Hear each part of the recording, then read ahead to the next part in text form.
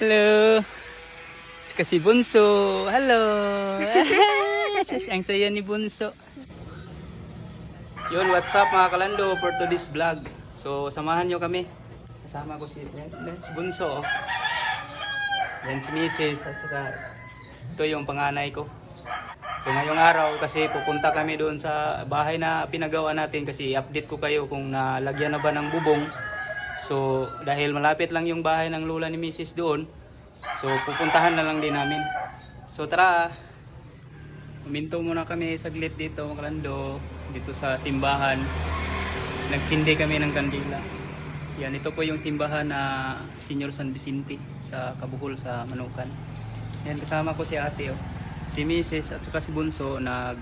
Nagbus lang sila kasi kami lang yung dalawa yung nagmotor. Dahil habang papunta tayo doon sa pinagawa nating bahay Makalando, umuulan, kaya nagbus lang sila.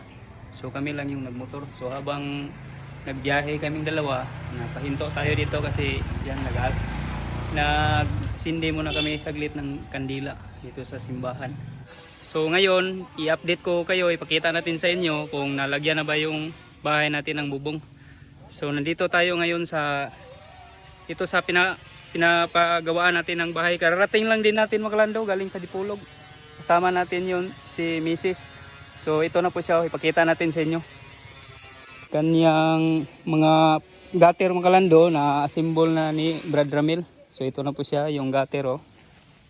Ayan, nalagyan na din yan ng dito yung tubig ulan, labasan ng tubig ulan. Yan po. Tapos nakapaglagay na pala sila ng bubong dito sa ating kusina. Yan, dito si Mrs.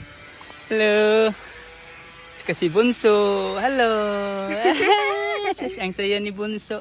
Saka si ate. So ito pala si Brad Ramil.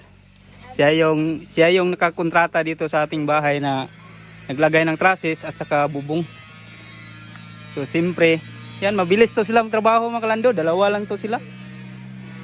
Ito pa siya, yung ating kusina, nalagyan, may bubong na. Yan po.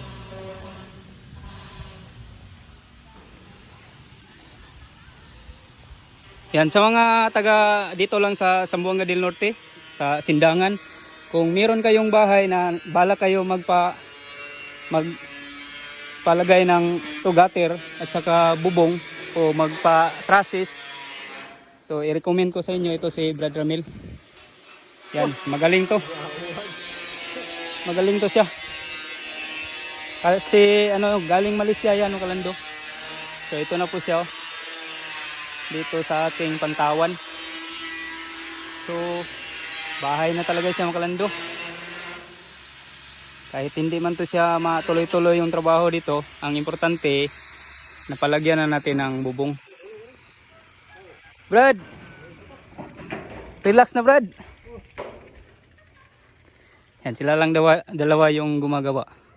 So ayan na po ang ating bubong dito sa harap, dito sa Pantawan, sa tiris. Yan So makapal siya Makalando. Tingnan niyo si Brad Titing nilalakaran lang yan yung yero o yung ating kulurop. Yan po. So pasok tayo dito. Ito po yung ating tiris. Yan po yung ating tiris.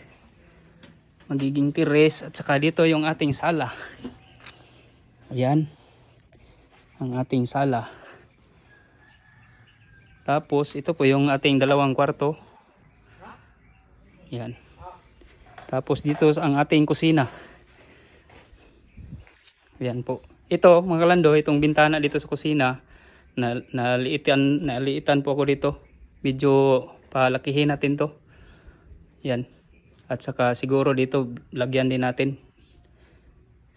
So ito po yung CR natin dito. So siguro Brad, walang ulan bukas, matapos to nyo bukas, no? Tingnan natin. Kasi mga kalando, yung pagtrabaho nila hindi tuloy-tuloy yung trabaho nila kasi siyempre umaambon ngayon. Parang palaging umuulan kasi mayroong low pressure dito sa Visayas. Mindanao. So yun po yung update natin sa inyo mga kalando. Yan, thank you.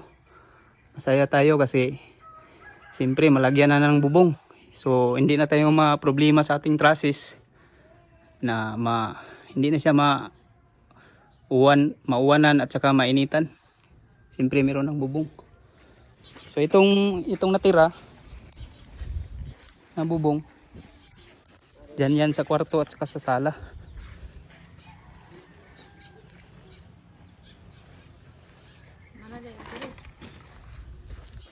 Kunti na lang. Masaya si Mrs. Oh. Kita mo sa mukha niya. Yan, siyempre masaya tayo mga kalando dahil Natupa na. pinapangarap natin to para sa ating pamilya. At hindi lang para sa amin, lahat na kung sinong gustong bumisita dito, welcome. Brad, no? Oo. Welcome home. So yun lang muna ang update natin mga lando. Sa susunod, i-update ko naman kayo kung tapos na siya sa taas.